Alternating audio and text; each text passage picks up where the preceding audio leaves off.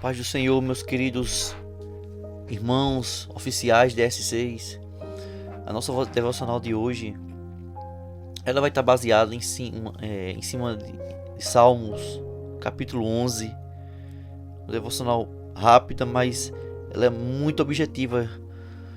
E dentro dessa profundidade que esse salmista, ele nos passa de tranquilidade e repouso. E os Salmos do capítulo 11 diz assim: no Senhor confio, como dizes a minha alma. Fugi para a vossa montanha como pássaros.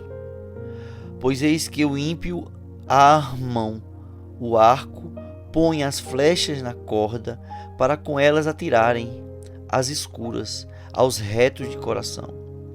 Se forem destruídos os fundamentos, quem poderá fazer o justo? O Senhor está no seu santo templo, o trono do Senhor está nos céus. Os seus olhos estão atentos e as suas pálpebras provam os filhos dos homens. O Senhor prova o justo, porém ao ímpio e ao que ama a violência odeia a sua alma.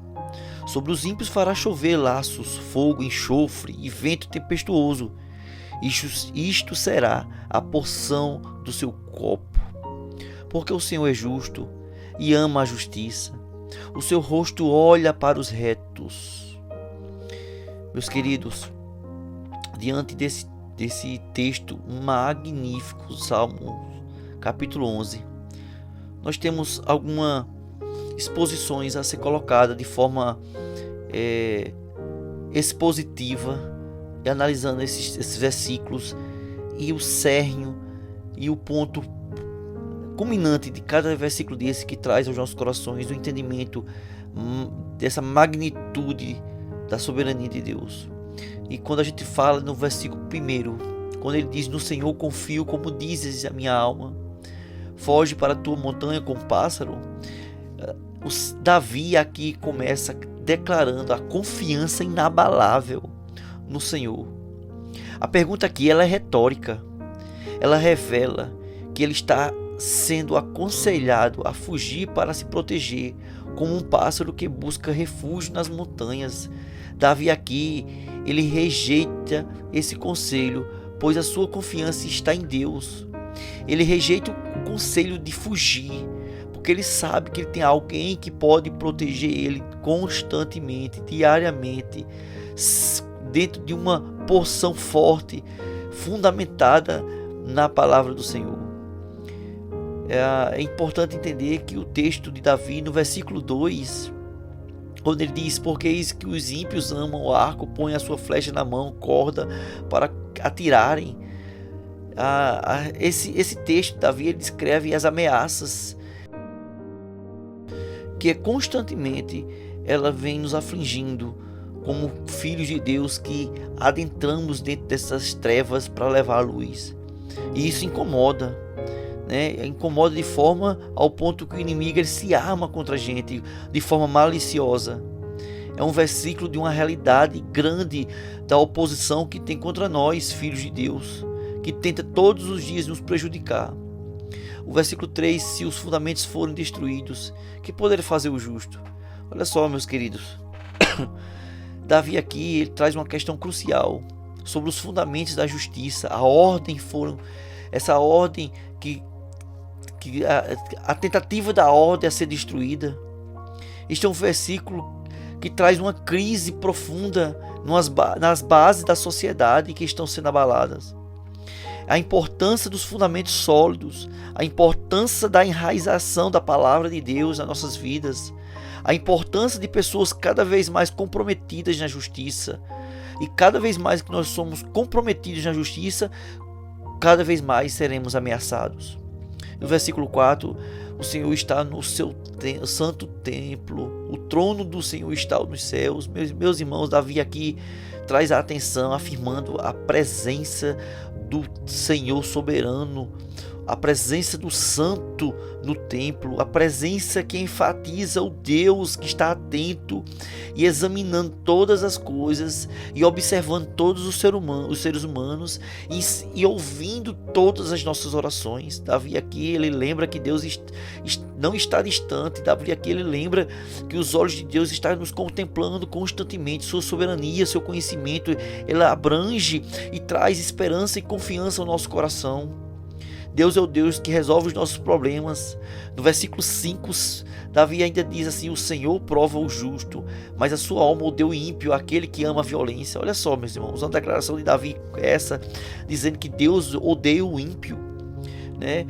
Os israelitas, as orações dos israelitas sempre eram: Senhor, destrói e aniquila os nossos adversários.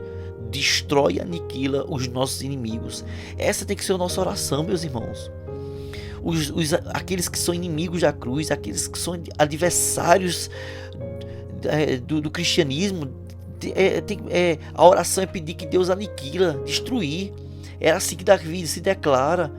Deus odeia, ele odeia o ímpio, aquele que pratica a violência.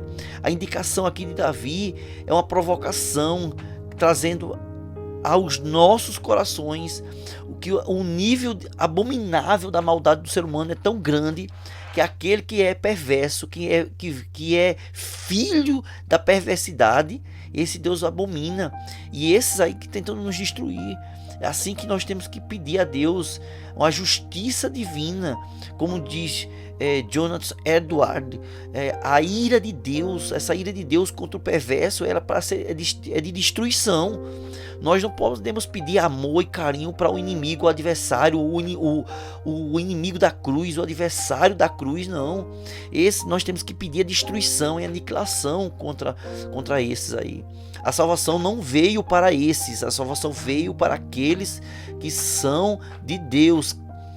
Então, meus queridos, veja só, a gente tem que, não podemos confundir a doutrina da salvação como que fosse para todos. As potestades estão aí, meus irmãos. Os inimigos, a abominação do mal está aí. O joio está dentro dos nossos, no meio dos nossos caminhos, dentro da nossa história. E esses aí queimar, é perversidade. Vão ser separados e vão para o fogo. É aniquilação, é destruição. A salvação veio para aqueles que Deus, que o Espírito Santo de Deus abre os corações, que a fé é imputada nos corações desses aí.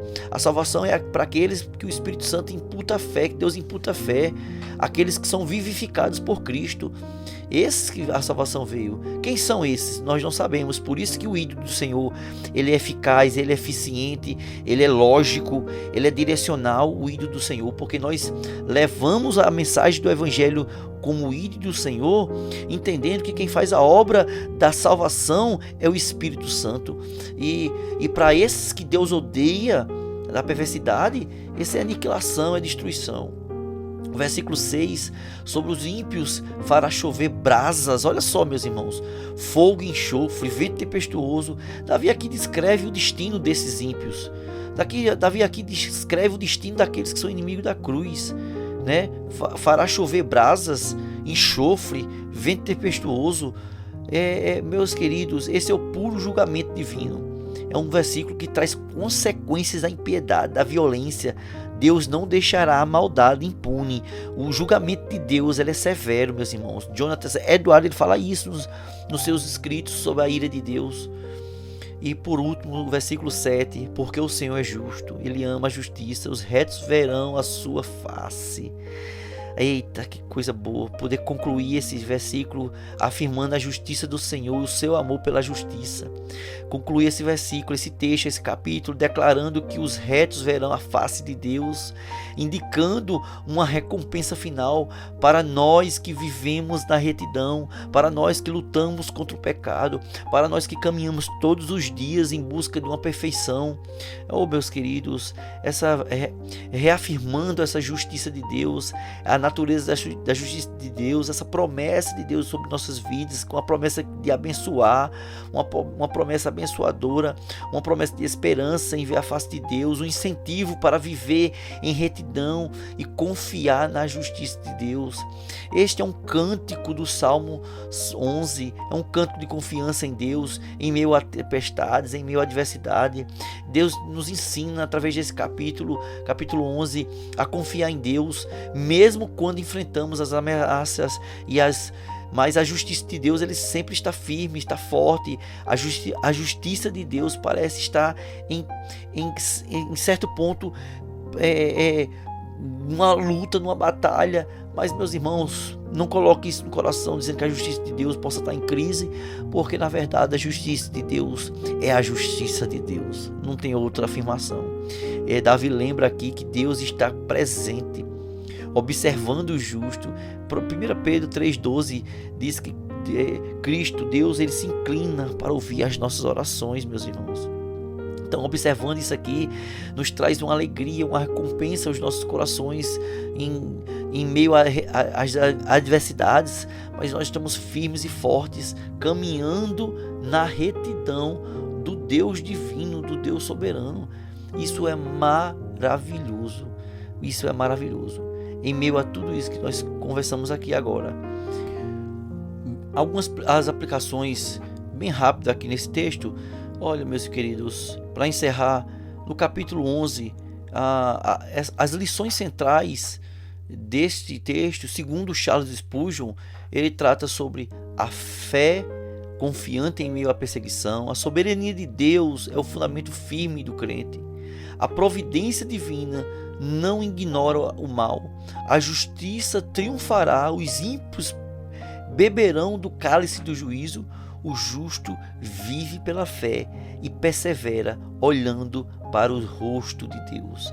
Essas aplicações do capítulo 11, segundo Charles Spurgeon, é o que traz, encerrando esse capítulo, conforto aos nossos corações. Que Deus possa nos abençoar ricamente, nos ensinando a falar com Ele, a ouvir a voz dEle, entendendo o quanto Deus é importante em nossas vidas. Permanecemos firmes, fortes, retos, justos, brandos e confiantes no Senhor Jesus. Que Deus nos abençoe, meus queridos.